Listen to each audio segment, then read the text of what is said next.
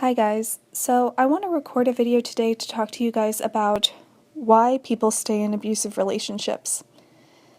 This stems a lot from the media, when you watch movies, TV shows, interviews, and people talk about, hey, why don't you just leave? Why are you staying in this relationship? If there's nothing good about it, if a guy's abusive to you, a woman's abusive to you, why don't you just leave? I don't get it. Like, it's stupid to stay. Like, people get really judgy about this. And before my experience with my ex-boyfriend, I was pretty judgy myself, to be quite honest. I'll be honest about that. Especially when I consider myself very independent, and I thought I was very, very strong. So, looking at women that stay in abusive relationships where men hit them or scream at them, I thought that was crazy. I was like, no way in hell that will ever be me.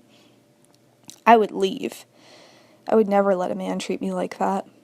And it happened to me. I mean, the guy I was with never hit me, but he was definitely not good for me. And from now that I've had that experience, I really think that I can understand why any woman or man, everybody gets abused, not just women, stays in a relationship like that. And I want to share this to people who have not had that experience maybe, or maybe other people who have. I'll try to make this as understandable as I can. So, I think a lot of the time people who get stuck in abusive relationships have already been damaged in some way themselves. I feel like a lot of times the people that are susceptible to being in abusive relationships and tend to stay are people who have had childhood abuse. And this is reflected very commonly in a lot of the people on YouTube here who have talked about their abusive experience with relationships. If you listen to their stories, they talk about being in relationships with cluster B personality disorders or abusive men, abusive women, etc. And then when you listen to them tell their own story, they talk about when they were a child, they either had a parent or someone very close to them that was there during their pivotal childhood years that was also abusive in some way. Either they themselves had a cluster B personality disorder, or they were just neglectful in some way. Either their parents were like workaholics and never saw them, or they just, weren't emotionally there, they were very sick, or something happened. So I feel that the people that in adulthood that are more susceptible to abusive relationships are people that have, as an adult, a yearning or a missing piece of them, or something. There's something already there that makes them more susceptible. This is not 100% of the cases, but I feel it's the case for a lot of people. It was definitely the case for me. So I just want to let that be known. So I think first and foremost, you should be more sympathetic towards people that get abused, because there's a good chance they already dealt with something really awful and hard in their life. The second thing I want to mention is for the people that are in abusive relationships and have come out of it, or the people that are struggling, that are still stuck in abusive relationships, and maybe you don't understand why they just don't leave. Maybe you have a friend that just keeps going back to their significant other, and you just know it's just a bad relationship. Maybe they're getting hit, maybe they're being abused financially, sexually, whatever. And you're thinking, why? That's crazy. What the hell? Just why? From my perspective, let me share why. So with my ex, the relationship did not start off day one as abusive. It started off day one as magical. I remember the first date being the best first date I'd ever had. I remember driving home in my car singing to the radio. Like, I never do that. Like, I never had a first date that good in my life. The first few months were just like a whirlwind romance. Like, I thought I knew I was in love more than I'd ever felt love that could be possible. Like, you fall in love very hard with people like this. You just, they become the person that you feel like you've always been hoping to find, or you just didn't know existed. This is the first person that I really thought that I could marry. Other boyfriends before that, I was just like, I'm dating you and I'm enjoying dating you, but this is the first person that I thought, wow, this is my spouse. This is it. It was just amazing, just the most amazing feeling in the world. So abusive relationships don't start off bad. They start off imagine that you're the most in love you've ever been with a person. They're amazing. They're everything you've ever wanted.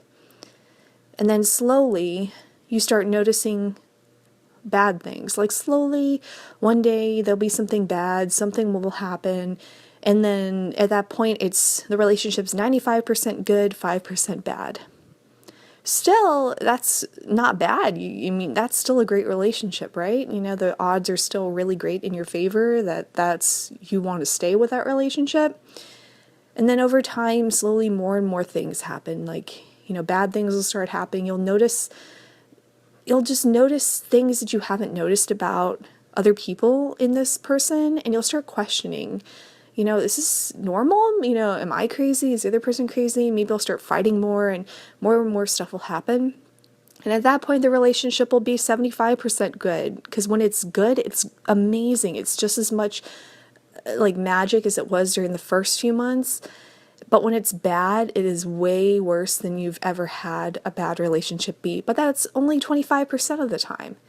So in your head, you're thinking, maybe we'll sort through these problems and then it'll be back to the 100%, because you remember the 100% being the best relationship you've ever been. So what's the point of throwing it away if these 25% things are just snags, Especially me, because I believe in monogamy and I believe in long-term relationships. I was thinking all these things are probably fixable, because to me they seem so little. At first they seem little. And it's kind of like the frog that gets boiled slowly in the pot. You've heard that story. You put the frog in the cold pot of water and you slowly turn up the heat and the frog doesn't notice until it's boiled. That's kind of how the relationships that become abusive are, because you remember all the amazing times and the amazing times still are there, but they're interspersed with ugly. And over time, the people on the outside will notice and start saying, we see all these bad things that are cropping up and they're way more worse than they should ever be. And those alone are reasons for you to leave. But you're remembering all the amazing times, which are way more amazing than any other relationship you've ever been in. So you're thinking, well, this is like the golden relationship. This is the most magical, unicorn of relationships I've ever been in. And it was great for a while. So if we can just solve these few problems, we'll be back to perfect. And then, it's like you don't want to throw away the golden ticket, if it just got a little bit muddy in the dirt. That's kind of the good way. That's how I felt about it. Because I was thinking this guy was the whole package. He had the best personality in the beginning. He was just so romantic, so sweet. He did little things for me. He wrote me love notes, oh my gosh, no guy's ever treated me like that. He'd create these really awesome dates for us to go on, really creative, little gifts. He'd remember the smallest things. He was so sweet. He had I thought he had the best personality, just very mild, he was well liked in the community. He had a great job. He had just purchased a house. So I was like, wow, this guy's got his stuff together. He's really nice. I thought he was good looking, everything. I was just like, wow, oh my God, how could I be so lucky? It's just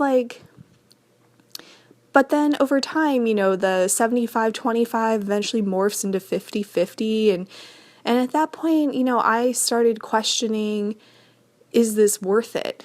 Is it worth it anymore? And I think it's the 50-50 is when I broke up with him for the first time. And relationships like this, the highly abusive ones, I think I read a statistic somewhere that it takes 7 times of trying to leave an abusive relationship before you actually succeed. And that is a scary fact, because I'd say that is probably dead right for me, because I think that he and I broke up at least that many times. We were living together, and I would break up with him and he would break up with me. I broke up with him more than he broke up with me, just because I was seeing the shift from the 100% good to 0% bad, all the way down to 50-50. And at 50-50, you got to ask yourself, is it even worth it anymore? And at that point, I'd start to say, this is too much stress. I feel like I'm like going to throw up. Like, I feel like I'm going to die here. Like, I just can't do this anymore. Like, not die, but you just feel like my body is breaking down. Like, I just feel like I can't do this anymore. I need out and I gotta leave. And you try to leave, and you'll fight and you'll leave, and it's so weird because you'll leave, you'll break up, and for 2 days or a day or two, you'll feel great. You'll feel great. You'll be like, I made a good decision for myself. It's it's going to get better. And then I call it the withdrawal will happen, because you'll wake up on like the third day and you'll feel awful. You'll miss them so much because you'll remember the 100% days and you'll remember the good things about them. Like, I would remember how sweet his gifts were, and I'd think no one had ever done that for me. Like, no man had ever treated me like that. No man had ever planned such nice dates for me. Maybe I'll never find a guy like that again. I'm approaching 30. I'm not married. Maybe he is the best guy that's out there for me. And maybe I'm being too judgmental and harsh. And then I would come crawling back so sadly. Like, I would text him and say, maybe we can work it out, and I would come crawling back like an idiot, like every single time. Or he would text me. Like, one of us would text each other. Like, we just couldn't stay broken up. And it would happen in cycles over and over again. Just, we'd be okay for a few weeks and then we'd fight again. And then, we'd say, maybe we should break up. And then we'd be like, no, yes, no, yes. And it's just insane. And it got to the point, and I'm sure this happens where a lot of people do the same thing in abusive relationships. It's just so hard to leave because it's an actual addiction. I think it's a serious addiction, kind of like an addiction to a drug. I've never been addicted to drugs, so I don't know. But the description is exactly the same when you read it. It's like an addiction, a mental addiction to someone. And it's withdrawal. Like, the first few days of breaking up with them, because you in your head know it is the right thing to do, that this is not a healthy relationship and you can't get better when you're with them and you need to be away from them. That is how I felt every single time I broke up with him. I knew that it wasn't good. I knew it couldn't get better. I knew we needed to be alone and apart to get better. But I kept hoping and thinking, maybe we can do this together. Maybe maybe. Like, it was always, I wasn't sure. And I thought maybe I was making the wrong decision. And then you'd feel good for a few days. Like, I'd feel great. I'd be like, I made the right decision. And then the withdrawal would set in. It was just like the panic, the sadness, I just would miss him terribly. And it was just insane. Like, the last time that we broke up, no, second to last, because I officially moved out. I got myself a condo and moved out because I felt like that was the only way that I'd be able to stay broken up with him. And he was very enraged by this, that I went out and got a condo and was moving out. It was really hard because the first few days I thought I had made the right decision for myself. And then, I just woke up with like terrible loneliness for like weeks on end, just the most awful, awful loneliness that I've ever felt. And so I broke down and I reached out to him again and I said, maybe we can like start slowly dating again or something, because I miss you so much. I miss you so much. And none of that was a lie. It was true. And I realized in my head that I'm chasing the 100% person. I'm not, but that person doesn't exist anymore. And it's so sad when I look back, because I felt like I had lost all my dignity. I felt like I had lost my self-worth because I was begging a person to take me back that in reality was awful for me. And I'm embarrassed, really. And we ended up, I don't know, not really even getting back together, but talking for like a week or two. And then we officially broke up, and we just never talked again. And after never talking again, the withdrawal took like probably a full month before I felt not miserable. Like, I'd wake up just overwhelming loneliness and sadness. Just, missing him terribly. Like, I can't even describe the feeling. Like, you feel like you're dying when you wake up. Like, I can't even describe it. It's just like the worst feeling waking up in the morning alone. And it is overwhelming. It is just the craziest feeling. Like, all I wanted to do was reach out and talk to him. And it took every bit of my body to not talk to him because I knew it was the right thing to do. And we had to move on. And I had to move on and heal. And I couldn't do that while talking to the person. So I hope that this kind of explains a little bit about what goes on in the heads of people that are in abusive relationships. It's 100% because at one point the relationship was truly a good thing. It was a beautiful thing. It was romantic and wonderful and perfect. It doesn't start off bad because if it did, the relationship wouldn't get to date 2. And then at a certain point, I feel you develop an addiction to the person. And addictions are always hard to quit. Even if in your head you know it's a bad idea, it's impossible almost at some point to get away. So I hope this helps. I really think that there's a lot of misconceptions out there. And I know there's more complex reasons why people can't leave. Some people are financially entangled to someone.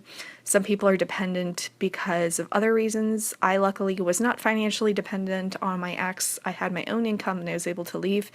But I know people have even stronger reasons for wanting to stay. Children, monetary, sickness, illness, who knows. So please try to be more sympathetic towards people that are in this situation. It really is one of the most painful things I've ever gone through in my life. So I hope this helps somebody. Thanks.